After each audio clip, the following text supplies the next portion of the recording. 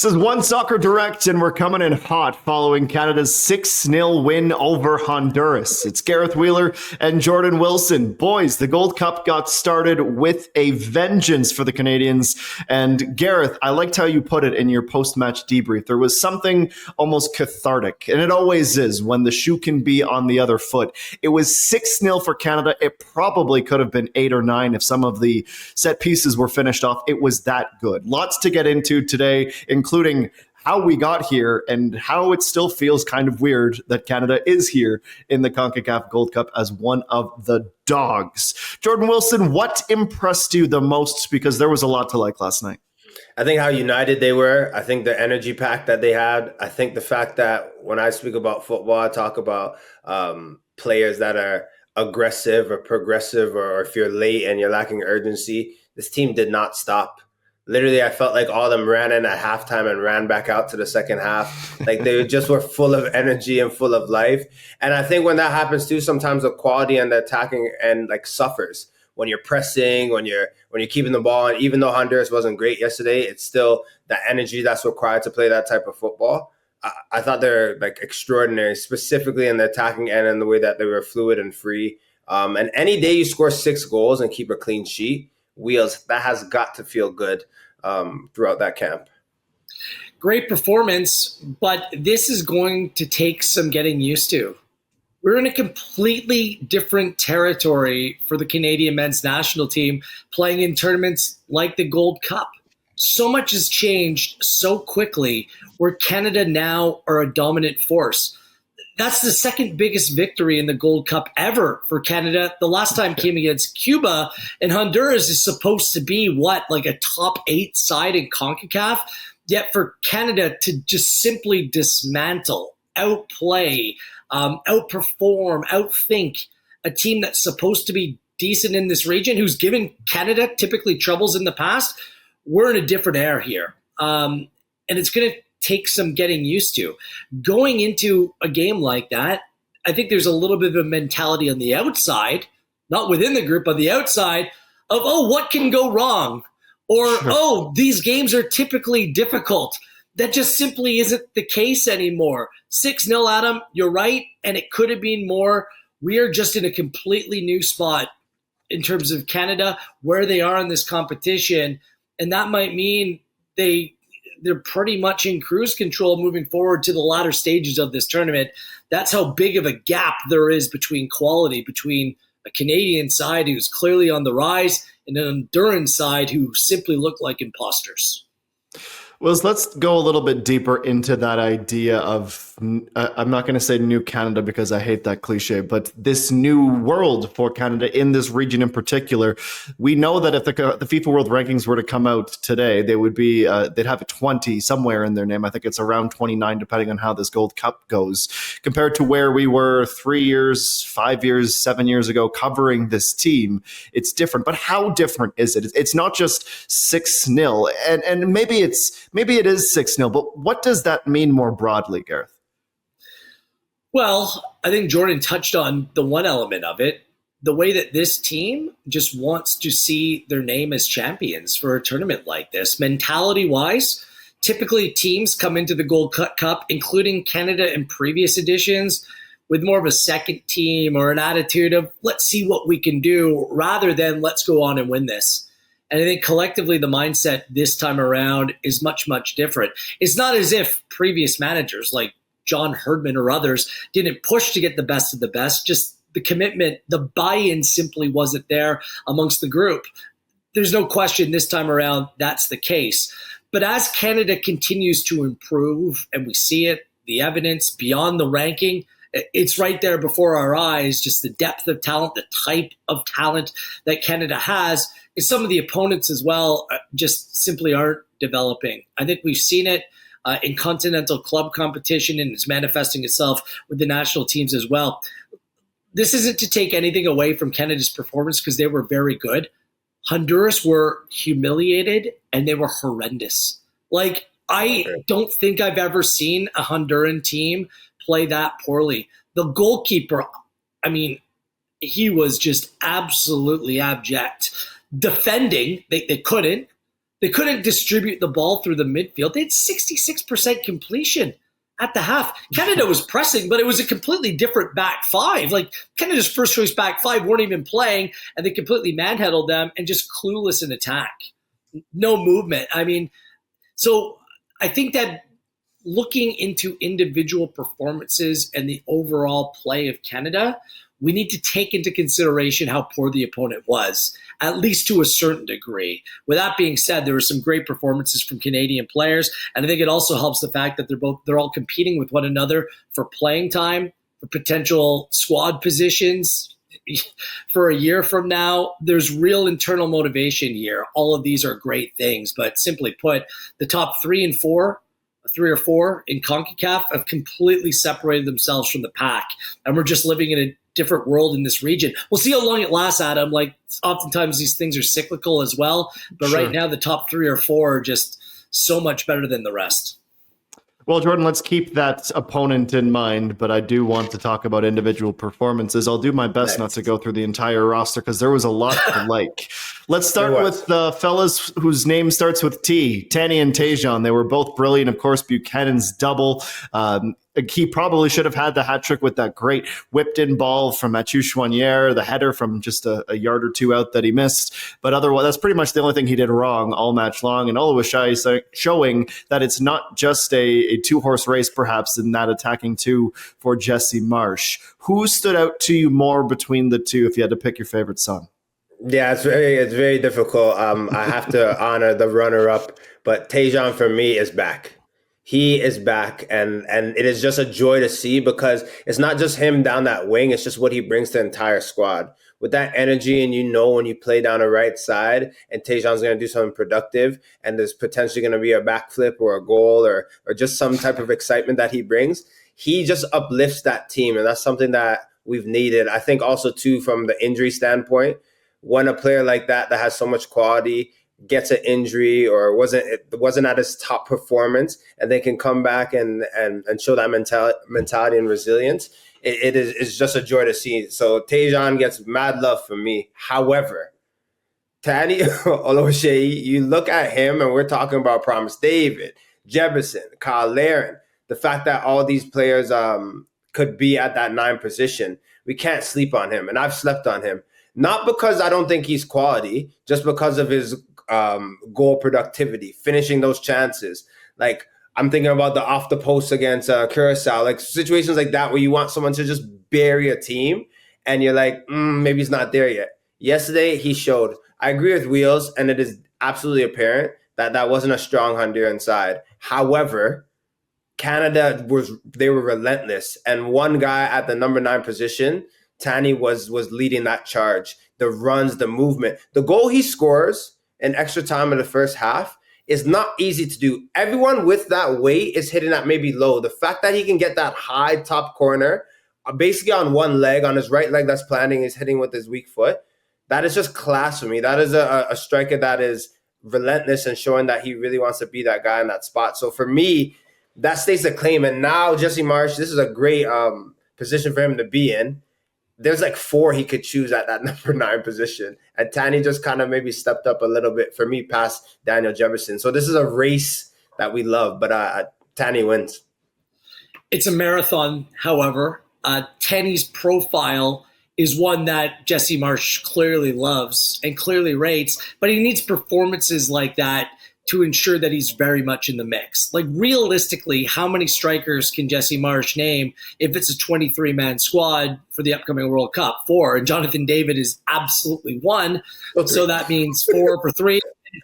Good players, Theo Bair, Jason Russell-Rowe, and others are just completely on the outside looking in. So Tanny needs more performances like that. But I'll go with Tejan as well because it's about production. At the end of the day, when you're an attacking player getting chances, you need to be able to produce. And Tejan started that against Ukraine and picked up where he left off here against Honduras. And that tells me that this is a little bit more sustainable because we were questioning when he would be back. Jordan, you're right. He's back. And this is even more significant, the fact that he's playing here with Canada rather than Inter at the Club World Cup. While other players he's with Canada. So he's feeling the vibes right now within the national team setup. He needs to ensure, whether it's another loan out or whatever happens next, he's able to capitalize on this momentum, because this is all good now. He's clearly in a good place physically, mentally, emotionally, but he needs his club football situation in order to have a lot of confidence that this will be sustainable across the board over the next calendar year. So let's talk about Cyle Larin then, in the optics and the viewpoint of strikers, because there was a time not too long ago where Cyle Larin was the first name on the team sheet. Then it was 50-50 with Jonathan David, maybe the second name after Alphonso Davies when he was fit, but semantics, I suppose. Cyle Larin now has all of that pressure from the up-and-coming strikers breathing down his neck for a spot on the World Cup roster. He came in off the bench, and he wasn't as impactful as perhaps the others around him, where he's a different profile of striker. Are you concerned at all, Wheels, about where he might sit in the depth chart if you were in the Cyle Larin camp? Or do you think it's one of those situations where it's nice to be impressed by the shiny, fun new toy, but you give some extra respect to longevity and tenure in Cyle Larin? You know what you're going to get out of Cyle Larin. I think he's a reliable player within the national team setup.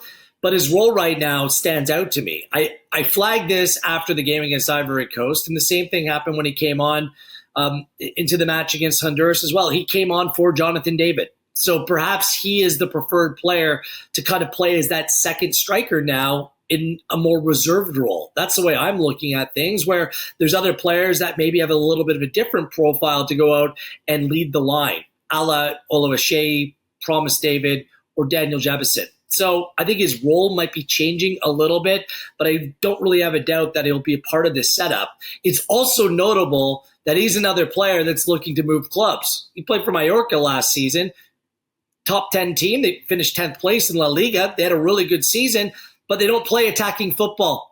They don't play Canada Jesse Marsh brand of football. They grind, they slug it out, and now Cyle Larin's looking for a move, and I think that signals that he needs to make sure that he's playing in a more free-flowing system where he can actually go and score goals, because playing that way for Mallorca probably doesn't suit him and his profile and what the national team wants to do right now. So it's going to be an interesting one as well, where he moves next and whether he goes to a club that can benefit him in terms of what his national team form may look like. Jordan Wilson. Cyle Larin's going to be at the World Cup, and for me, Cyle Larin is most likely still going to start at that number 9 position. I think what's happening with him right now, in my opinion, is just the fact that he's that firstborn that you know is going to be that player that everyone, you know what to expect. But there's the triplets that have been coming up that you're very excited about their game. Oluwaseyi, you're looking at Jebison, you look at Promise David. The list can go on, actually, about this race, but there are new strikers where you're like, ooh, can Jesse Marsh use them? Are they going to start at the World Cup? What's their role? For me, when I look at it, I'm like, different strikers have different strengths and different profiles. But I think in Jesse Marsh's system, Cyle Larin is still going to be the top dog. I think with his size, I think with his hold-up play, I'm telling you, I'm thinking all these attributes in a year, if he's still healthy, he's going to be that guy. That, to me, still doesn't mean that a Promise David or Jebison or maybe Oluwaseyi won't have a role or start certain games or maybe come off the bench and complete. But Cyle Larin is still that guy. And right now, everyone's getting all excited about different players, as you should. But for me, it's still Cyle Larin's role. I'll just say this, Jordan. Let's keep an eye on it over the course of this tournament, the position that Cyle Larin plays. Because if he's using a different player as a target man and he's using Larin in a secondary striker role, then that says to me that that's a little bit of a tweak, and that other players, based upon the way they play, might get a look ahead of Cyle Larin. That doesn't mean he won't play a role, but I think that his role is shifting within this team, and it's something I'm going to keep my eye on. I think you obviously brought it up, Wheels, and I think that for right now in a tournament where obviously David is a priority and he maybe plays 60 minutes and Larin comes in, but I don't think everyone healthy in a must-win game that Larin's coming on in that role. I think for now at the Gold Cup, that's probably what's sticking out, but look, you've been right a lot, and I've been wrong a lot as well. So we'll play this out and see how this goes. It has happened. Stop it. It has. Stop it. Maybe Stop you're right. it. I just don't think this is the case. I think this is more Gold Cup suited. I don't think this is a permanent situation. Well, if Jesse Marsh were to bring 4 strikers to the World Cup in 2026, that means there's one less spot elsewhere on the pitch, which leads me to my next question, because there has been a lot of talk, and rightfully so, about two things in particular that stand out to me: central midfield with some of the injuries, who's going to play besides Stefan Eustáquio, and set pieces. Well, how about we introduce you to the young grasshopper, Mathieu Choinière, who has come in and potentially become an answer to the question about those set pieces. He had four chances created, in his 90 minutes of work. On top of that, 85 touches, a successful dribble, 4 of 8 on his crosses, 4 of 6 for his accurate long balls, and took 3 corners. Jordan, is there a way to not only compete for starting minutes, but even compete to be the set piece specialist on this team? Yeah, for sure. I mean, I think that race into the midfield, Eustáquio is a lock, but you look at Kone, you look at Saliba, look at Choinière, these are all top-notch players, as you should be if you're going to represent Canada. But I think where Choinière obviously beats out Kone and Saliba is that right there. The ball he plays to Waterman, wheels. How much are you doing a diving header for that if you're a center back in that position early in the game, or even just chest out, show something? If he puts it anywhere else in, like early hero, and you can see, I looked at his reaction as well when he played the ball, and Tejan did all that he could in that situation, but it was a delicious ball, heads it, and kind of goes in the post. He's just like, this is the moment that he's been working on, set pieces, whipping that ball in, and he just wants someone to get on the end of it. I like what he's bringing. I like that he's the only player that can really hit those. I mean, you have Eustáquio, yes, but Choinière has made that his bread and butter. But absolutely, when you look at Jesse Marsh and how he's put onus on set pieces, having a player like that is ready and available to hit in free kicks and corners, I mean, it definitely adds to his case to being a starter and playing significant minutes. Okay, it might add to his case, but when fully fit, is Alphonso Davies relinquishing set piece duties? I'd argue he should, but will he? I mean, I've seen very little evidence that is the case when he's on the field. And for me, this isn't NFL football or anything like that where you can have specialists come onto the field. They need to be able to play within the system. And it's about finding other players that can strike a ball the way that you need to strike it. And there's good players within this team. Eustáquio, Alistair Johnston, other players who are absolutely capable of doing that. For as good as Choinière was against Honduras, he was just the second best central midfielder in the game for me, because Nathan Saliba was a baller. The first goal, the way that he won possession, laid it off, scored a goal late, his legs, the engine. I mean, Saliba was sick. Like, he was really, really good in that game as well. Yeah. So look, the person that's the big loser here, and we'll have to step up because Choinière's playing well. I think that he's going to the World Cup. Saliba, same thing. Eustáquio, same thing. It's then a number crunch, not only to make the team, but also minutes. Nico Sigor, who's really impressive. I mean, it'll push Alistair Johnston to a certain degree, but that's Johnston's position to lose. Sigor can play in the midfield as well. So pressure's on Ismail Kone. He was late coming back into camp. I understand why he didn't play, but he's obviously probably the most talented of the bunch, but needs to perform with that kind of consistency. He's going to get his chances over the course of this tournament, but I look at those two players playing as well as they did in tandem.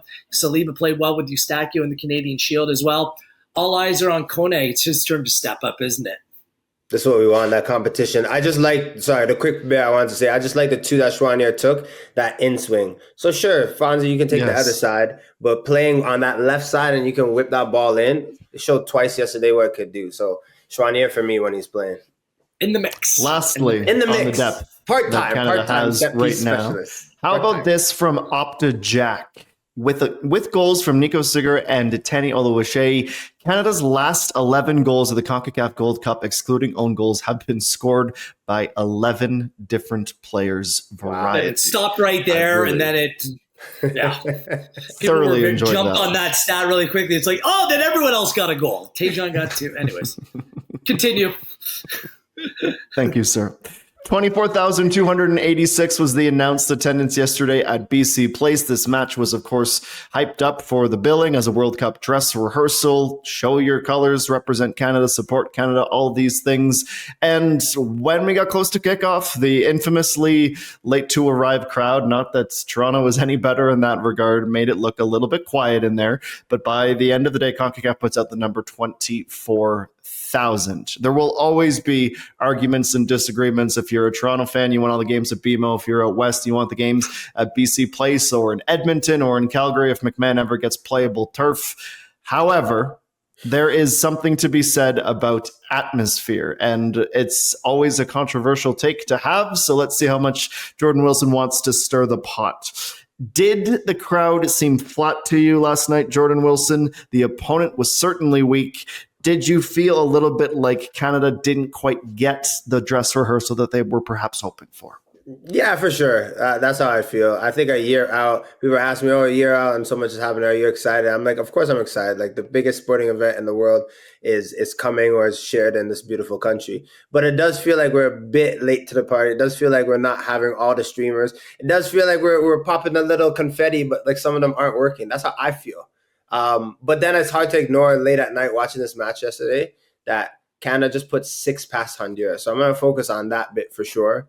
But yeah, I feel like in a way, if I have to put where the energy and the vibe is at right now, I want it to be at a 10. But it's probably at like a 6.5. And hopefully that can increase.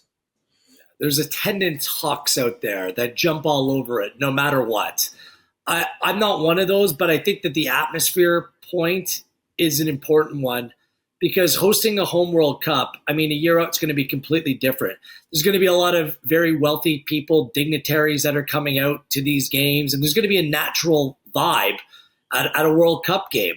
What we do really, really well in this country is show up and show out for big games and big moments. That's what we do. But first round games of competitions, friendlies, that sort of thing, it's a little bit more of a struggle to organize, to accept the high ticket prices, the lack of marketing. There's a lot of different issues that play into that. What I care about more is what the place sounds like when you're inside it and whether the Canadian crowd is giving the boys on the field a decisive advantage. That's what needs to continue to develop over the next year. Our footballing culture is still playing catch up. There is great fans and great people that are committed to cheering for this team, but from an organization perspective, because our country's so big and our fans are spread out across the board, that coming together is a challenge at times. I fully acknowledge that. It was great, the traveling support in Qatar, a different story, but I think that it is the job of many to ensure that the loudest, the biggest voices are continually, during difficult moments of the games, providing the inspiration, the noise, the atmosphere that's required to help help the boys over the line, the extra 1%, 2%, whatever you want to call it here. Even going to these year-out World Cup events, it catches my eye on a regular basis. We are a football crazy country, but not necessarily crazy about Canadian football. When you look at the kits that people are wearing, they're from all across the world, different clubs, different countries, and you're like, well, there's fewer Canadian kits on fans than anything else. So we're still developing this, but come next year when the World Cup hits, it's of the utmost importance through this ticketing schemes and pyramid schemes that are kind of highlighted in terms of the ticket purchasing process of the World Cup. Who's ever in charge here needs to ensure that our loudest, most passionate fans are inside those stadiums to try to give the Canadian team an advantage. It is paramount, it matters, and it can potentially make the difference. Well, the diehard capitalists will hate this take, but there is something to be said about accessibility to address Garrett's point. If it's a lot easier to purchase kits, especially for young supporters, make them available in various sizes. People will buy them. People will wear them. And same thing, it shouldn't cost $400 to bring your family out to see a Gold Cup match. I know that there's a business to run. I know all these things, but my goodness, I saw that and remembered myself, A, it's not Canada Soccer setting these prices or BC Place, but B, get the kids in there. There needs to be better deals for families and young fans to go in, and that's where you create not just those kids. lifelong Do you know fans. what the loudest ones are? Like the supporters. They're the ones singing and Absolutely. developing chants and spending their time. I get these fan-friendly atmospheres, but also fan-friendly atmospheres isn't necessarily intimidating for an opponent to come in as well. So it's about striking a proper balance, but affordability is huge. Yes, of course. And by the way, I know we have one more topic to cover. Let's just get it out. Yes, there will be changes against Curacao because Canada should cakewalk, like just steamroll all over this group. So let's see all the players. Let's see some serious rotation here over the next 2 games. All right, that last one quickly, Jordan Wilson. We don't have much time for it, so I just want you to name 1, maybe 2 changes for Curacao for Jesse Marsh. What would you do? Ooh, Basong starting. For sure. That's a good one. I would That's love a to good see show. that. And I think he's been exceptional. There's, as Will said, I'm expecting at least over half like changes, like 6 for sure. Keep in mind, that was like, no disrespect on them, but that wasn't the best starting back 4. But I would see at least 2 or 3 changes in that back line. Wills? That Basong, Nelson, Kone, if he's good to go. I mean, I can see a lot, maybe a Promise David from the start, Jebison from the start. Curacao will probably get a look in the group stage as well. I can see a lot of changes being made. A lot. All right, we'll spend more time as we get closer to match day, but that ties a bow on Canada 6, Honduras 0. Thanks for joining us on OneSoccer Direct.